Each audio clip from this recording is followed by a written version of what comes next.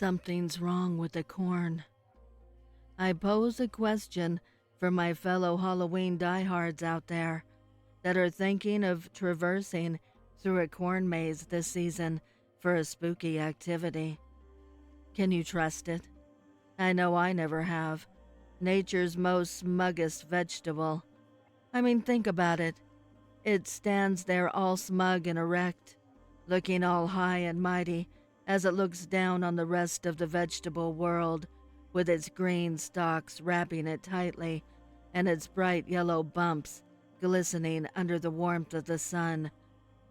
What's it thinking about? What's it plotting?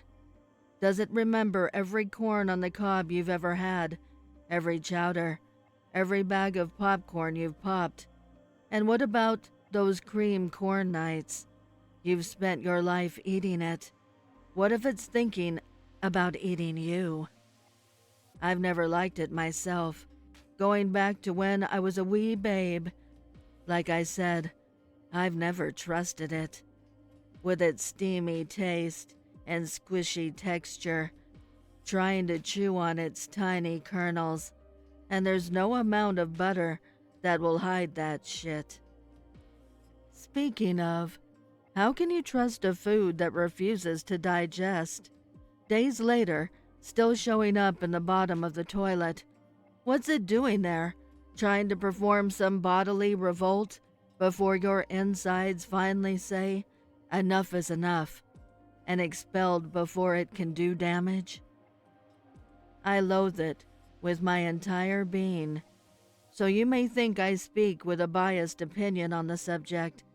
You may think I'm mad altogether. It's just a vegetable, you say.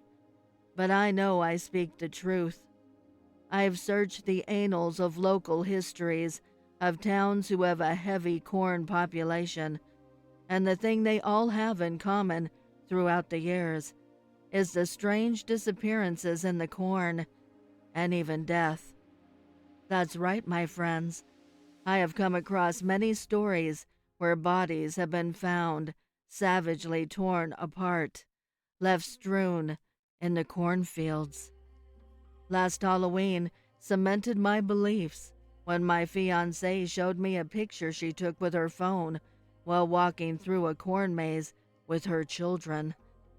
Just before she exited, she snapped a picture of a corn stalk standing there all smugly, and she noticed it had long flowing hair hanging from its opening, like pubic hair.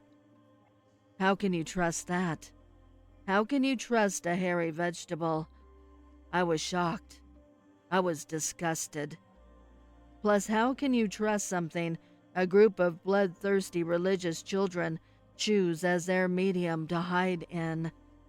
You see, Stephen King knew. Animals know about the corn. Insects, the crows. They all try and destroy it. They know something's wrong. Why don't we? I'll tell you what, though. We better figure it out before it's too late.